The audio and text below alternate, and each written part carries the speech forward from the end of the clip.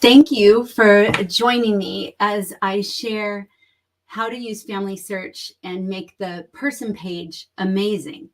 So why would you want to do this, first of all? So well, first of all, this is my grandmother's Family Search person page, and it's what I'll be using tonight as an example for most of the time, because I feel like I can use my own family without worrying about offending anyone. And my father was my grandmother's only child, and both of them are now deceased, and I'm an only child. And so I can't offend anybody because it would just be me. So this is her person page. And what I want to show you is what I've done to her person page in order to make what I think is one of the more full person pages I've ever seen on Family Search. And let's look at why you might want to do that. So one of my goals is to serve as an archive location. Family Search, being a non-commercial venture, right, is going to be around, and they will archive it as well. So it's another place to have an archive of things related to this person. It serves as a form of online biography for the person if it's done well, right? A person page that just has dates, if that, it doesn't really serve to tell you anything about the person. And it's one way that we can create forever families here on earth, that when you go and you look through the person pages of the people in your family and you can see things about them and they really feel alive, you feel connected to them, even those who've passed away. When I was working on putting this presentation together and I was looking over all of these things that I had related to my grandmother, well, I was crying, but it was like happy tears, right? It's just one more place where I can go and feel close to her. And it's a single place I can go. I can always go to Family Search and feel close to my grandma. It lets other people who are looking at that page know this person was loved. Sometimes I run across family pages where people have put or person pages where the family have put like recorded stories and different things. And that instantly tells me this person was loved. And it serves as a virtual gathering place, because in my further back generations, then I can, the generations that are further back I have cousins working on these with me. And so when I go in and see like, oh, my cousin Rhonda made a change in some ancestor, or my cousin EJ made a change, then I feel that sense of community and gathering with my family. So those are all reasons, and there are more. Obviously, reason would be that you're an avid genealogist and you feel that your family could be more robust this way, right? It's one way of taking a tree, not just broader, but deeper, right? Like some people would do descendancy research. This would be another way to do that. Another thing I would say is anybody who says that their family history is done, as soon as someone says that, I just kind of throw up a little bit, because I'm like, that's impossible, because there's so much that you can do. So I'm going to start. These aren't in any particular order, but I'm just going to start. And these were all things that I thought of. And I can see the chat. So if any of you have an idea and you want to throw something in the chat that you think might be something, it doesn't have to be something you've done. It could be something that you think of as we're talking tonight. Then please throw it in the chat so everybody can get an idea. So the first thing I would say is make sure there's a good profile picture when photography was available and you have a photograph of the person. So this is a picture of my grandmother with my dad. And it's a sweet picture. I love this picture. I mean, I love her dress. I actually want that dress. I wish she still had it. It's adorable, but it's not a good profile picture for her. She's not looking at the camera. I can't see her. And so even though it's cute, it doesn't make a great profile. Now, what do you do if you don't have any photographs of the person? The next thing I would say would be the headstone, if that's available. If the headstone's not available, then you can also do like a document related to them, that or an image that could be considered to be related to them. But you don't have to have a profile picture, especially when you get back into, before photography was available. Not having a profile picture isn't the end of the world, but there are alternatives to photography. Next is to make sure the details are exactly correct to the greatest extent possible. So what I mean by that is sometimes in Family Search, you'll get an error over here saying that some of these, and I'm not sure if you can see my cursor or not, but let's look at my grandmother's birth in Baldwinsville, Onondaga County, New York, United States. So if I just had Baldwinsville, New York, that wouldn't be quite complete because I want the county as well. And if you don't have it correct, if you don't have it in the format that Family Search wants it, then they would call that non-standardized. And so one of the things I would suggest is go in and standardize all the dates and places.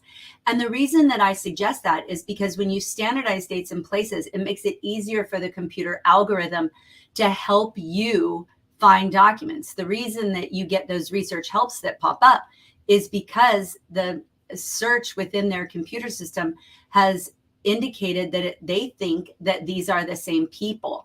And that best happens when we follow their protocol, right? It's like if we want to play in their sandbox, we need to use the shovels that they want us to dig with. So that's another one that I would suggest is to make sure the details are exactly correct as far as dates and places and names. So for women, that would be the maiden name. If you don't have a maiden name, do not put the married name. If you don't have a maiden name, just leave the first name alone. Now, some women, why this is so important is because then the computer is looking for a woman whose name prior to marriage was that. Now, some women, their last name was Smith and they married a Smith, right? So I have a good friend whose first name is the same as her last name because she married a guy whose last name was the same as her first name. And so people looking at that might be like, I don't know if that looks right, but it wouldn't look right. But that's not her birth name. This should be their birth name. Next, add memories of all kinds. Lots of people think of memories as photographs or documents. And then, of course, we know that you can do what you see here, where you see that green circle with the headphones in it, is audio recordings of memories. Now, you can do audio recordings in a couple of ways. I'm going to mention two right now, and then you're going to see one in just a minute. But you can have audio that's on your computer that you can then upload into Family Search. Also, if you have the app on your phone, either the Family Search Family Tree app or the Family Search Memories app, both of those you can add recordings straight from the app. You can record and you can attach it. When you do that, I probably should do a whole separate live stream just on doing that. But when you do that, you want to make sure that you tag anybody else that you talk about. Very rarely does a family history story only include one person. So if I'm telling a story about something related to my grandmother, then I probably want to say something about, it might have my grandpa in it too, or my dad, or one of her sisters. And so I would tag them as well. So notice some of these memories I have for my grandmother. So I have her obituary. I have a copy of her checkbook, right? I feel like it's interesting. It's interesting to look back and see, like, what did things cost and how did she spend her money? And she had no money. So that's what's interesting, right? I have a page of her diaries. She kept a diary. And so there's a page of her diary. And I have, her birth certificate, her marriage certificate, some audio recordings, a recipe that she wrote in her own hand. Now, one of the things a lot of people don't know is that you can tag memories. So if you upload a recipe, you can tag it as recipe or even like dessert recipe, and you can search Family Search by those tags. So one of the ways that I actually find new recipes to try is a search for recipes on Family Search, and people have uploaded their family recipes, and usually they upload the favorites. So it's a great place. But in addition to the photographs that we're used to and maybe audio, there are some great things. I haven't mentioned the plaque yet because I'm going to mention it in a moment. But add all kinds of memories here. And then share them. One of the things that a lot of people don't know is that within Family Search, so if you're friends with me on Facebook, you saw this the other day. I made this, I uploaded this plaque that my grandmother got in recognition of 10 years of service as a senior companion at a home for mentally disabled adults. And I uploaded the plaque picture. And this is the other way that you can do audio recordings. I can record right in Family Search on desktop or in the app. I can record right into Family Search talking about what that memory is. So if you upload a picture, you can actually right then start a recording explaining who's in the picture, what was going on, anything that you remember. Now, I shared it on Family Search the other day. Since then, more people have, but within a few minutes, I went back and took a screenshot, and 5 people had come and looked at this. So I just felt like my grandma would be so amazed that total strangers would go and take the time to look at this or even listen to what I had to say about it. And a couple of my friends commented on it. And that's what I mean. It can make you feel so close to your family when you just take a moment to do these things. You'll notice on the right that I have filled in like event places and descriptions. And I want to call it something that people can find. I really believe strongly in this. Put the details about the memory in. Really lean into this. So you'll see here, this is my grandparents' marriage record. Note that I have tagged both of them over here on the right. To tag people, you just click on the image. Their photograph is not in here, but I tagged where their names were typed. Then you'll see that I listed it, Laura Gates and Maurice Morey marriage certificate. Anybody searching, like, this is going to make the computer and make it easy to find. Notice over here on the topic tag, marriage license. And you can see in parentheses that almost 4,000 people have tagged documents with marriage licenses. So you can go search on Family Search just for marriage records, which if you're getting started in genealogy and you want to get used to what marriage records look like and marriage licenses look like, it would be a great research tool for you. But put in as many details as you can. Now, notice up here on the above the name to the right, there's a drop down that says public. You can keep memories private. So the default is public. So if you're putting something up in a memory and some of the people in it are alive and you don't have their permission to share, you may want to make that memory private. I typically leave memories public, but that would just depend on your family and your level of comfort. But just to know, memories are public by default, but you can change it to private. Next, to make the person page amazing, put in at least one discussion note and one collaboration thought. So you see here, I clicked on add a note, and you can make this an alert note. So let's say that you have an ancestor who people are constantly messing up. They're confusing it with another person. They're marrying her off to someone she was never married to. In this case, my grandmother, before she died, people killed her regularly. Like I messaged one of the people. I'm like, why did you mark my grandmother as dead? I literally just talked to her on the phone an hour ago.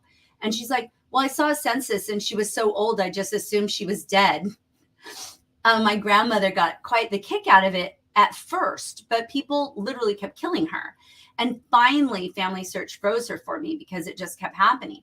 But I can put an alert note that shows up at the very top that says, look, don't kill my grandmother. She is still alive, right? But you could put another alert note that says something like, this is a different Ira Milton Floyd than the other one, and they are easily confused. And then you can write your notes. So you can add a note, and if it's something that everybody should know because they mix it up frequently, make sure to make it an alert note.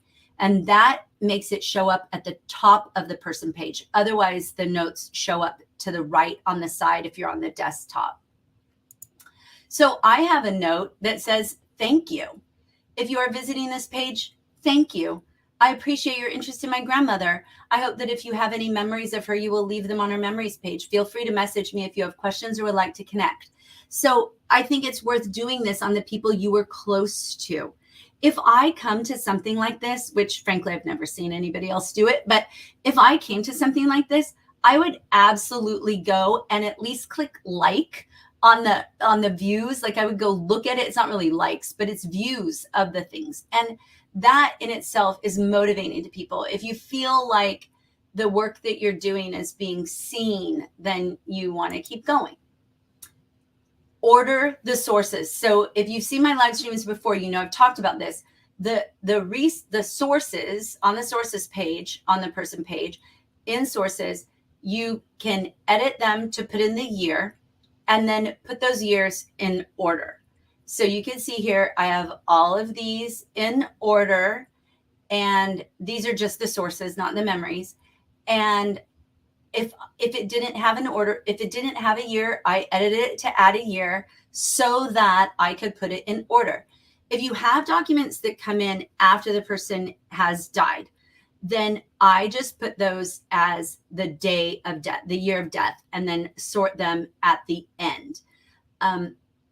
And so this is important because when people come in and they see a well-ordered source page, they know that whoever is working on this is not whistling Dixie.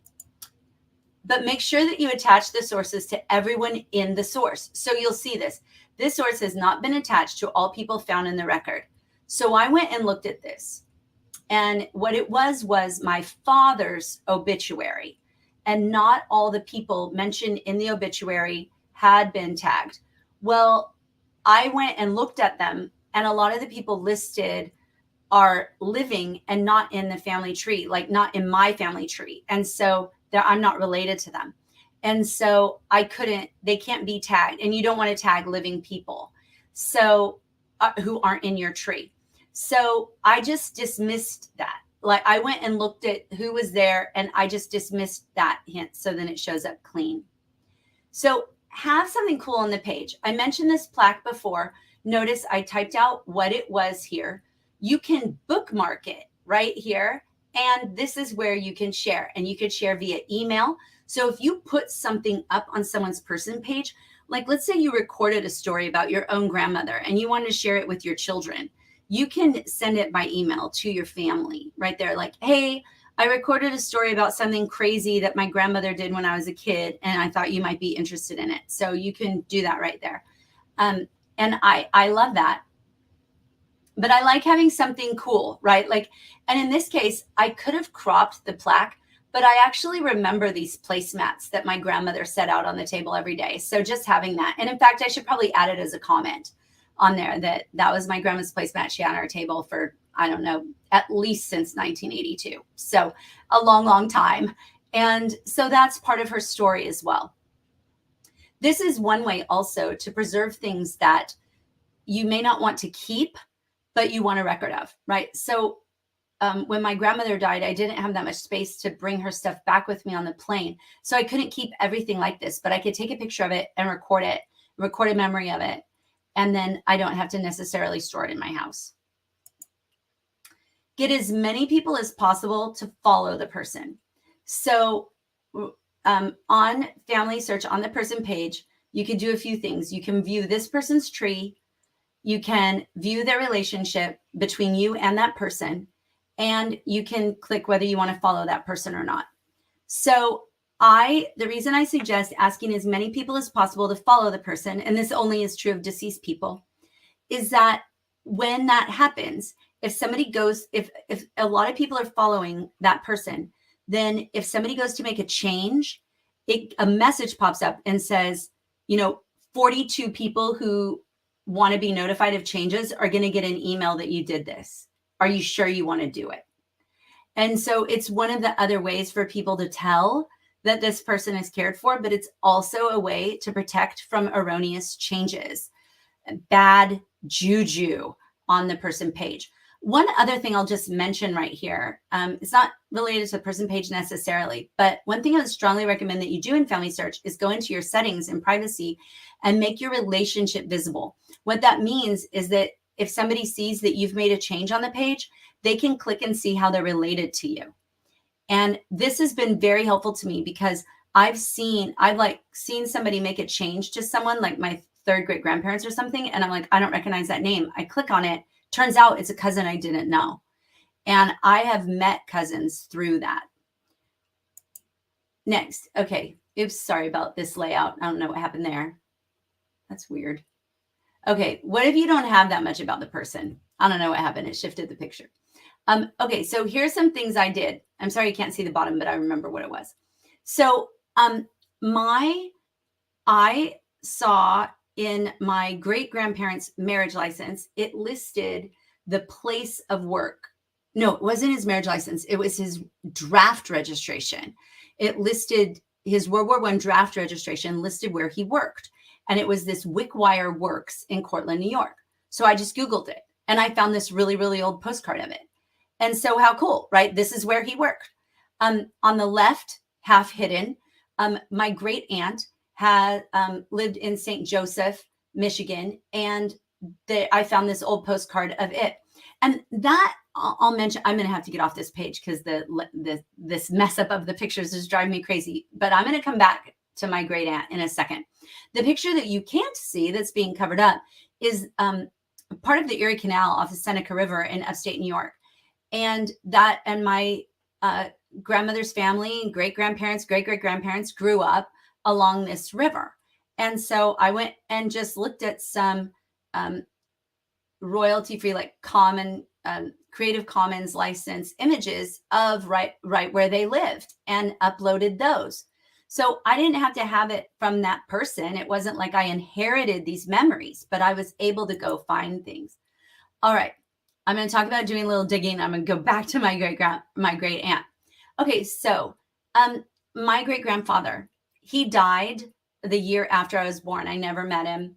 And so if I'm going to list stuff about him, what am I going to have to do? So first of all, did a little digging, found a land record, found the actual contract. Once I mentioned it to my great aunt that I had found it online, she said, oh, you know what? I think I have that. And she had the original. So I uploaded that. It was a contract where he bought the farm, literally bought the farm. And then I found, oddly, in looking in historical society records from that county, that they had done in cooperation with some historical preservation thing, a survey of this house, and it's no longer standing, but this was the family house. And they had taken pictures of it. They had done all kinds of measurements of it. It said like what it was made of. And that was such a cool thing to have. Then you can see over here on the right, and this is where you get into what I would call next level genealogy. But to me, this is where all the life is. And I love this. So I wrote a biography of my great grandfather, and who, again, I never met. So I knew his birthday.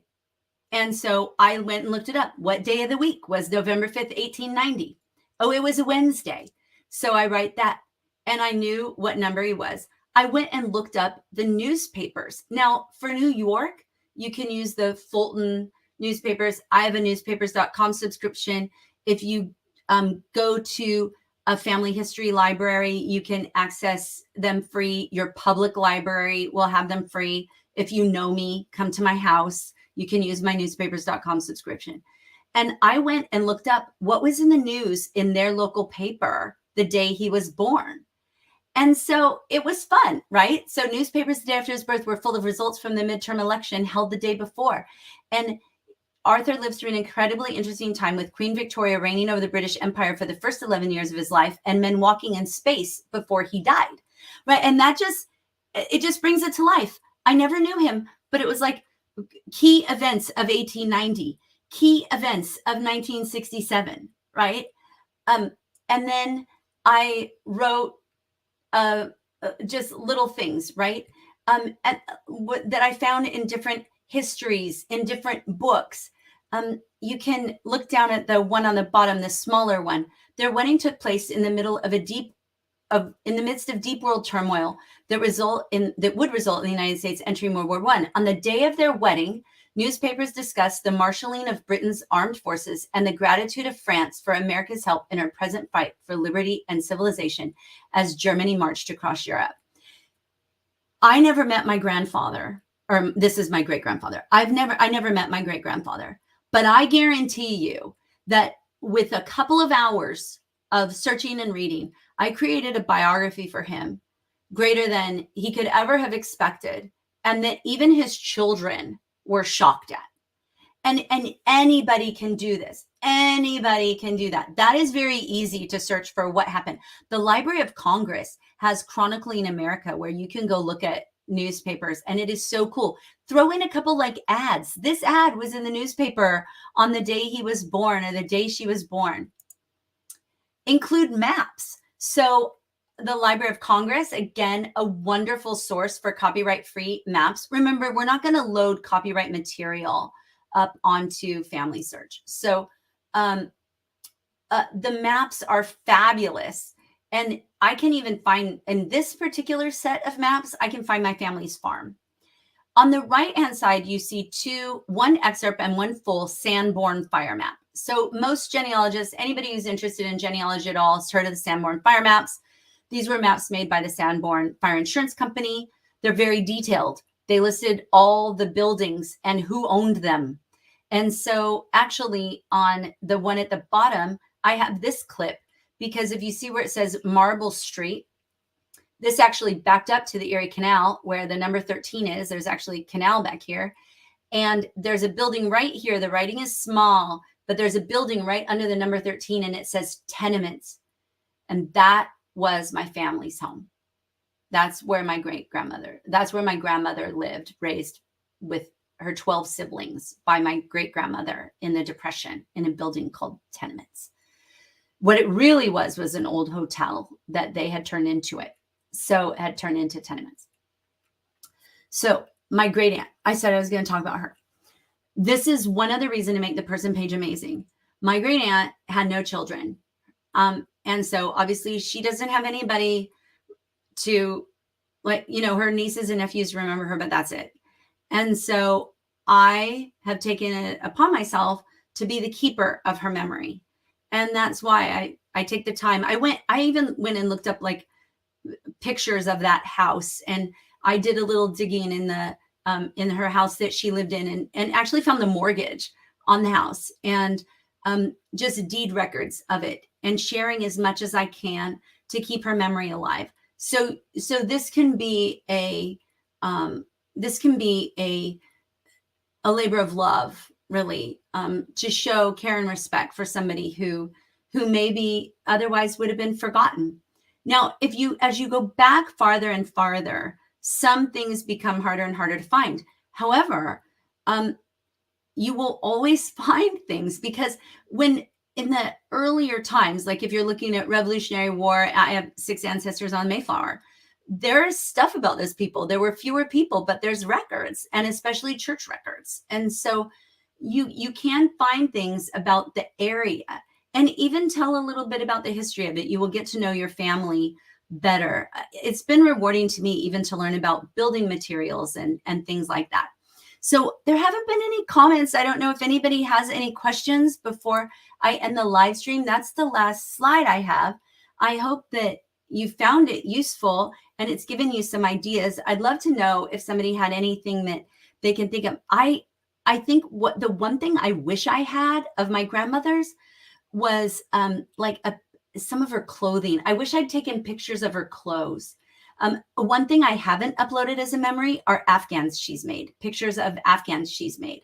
So she made baby Afghans for her great-great-grandchildren who weren't even born yet. Before she died, she made six Afghans for great-great-grandchildren she would never know. And I took a picture of all of them together. But she made Afghans for all of us. And I have my great-grandmother's Afghan that she made, and things like that can be precious. So I hope that you've gotten some ideas on this, not only how it can help you build family memories, but how it can help people from stop messing with it, from stop making errors. And a lot of people complain about Family Search and like, oh, it's all inaccurate. Well, it's only inaccurate if people make it inaccurate. It's no less inaccurate than Ancestry. It's exactly the same level of accuracy as Ancestry. So it's actually better, to be honest. But you want to keep, if you are concerned about keeping it accurate, this is one of the most beautiful ways to do it, but also to show love to your ancestors who went before you. So thank you so much for joining me. And you can always, if you're going, the recording of this will be up. And if you have any questions and you don't know me personally, you can leave a comment and I will get notified about that comment and I can respond to it. And if you do know me personally, you can just come to my house or call me on the phone. So thank you again so much. And I hope that you have fun making the person pages in your family tree amazing.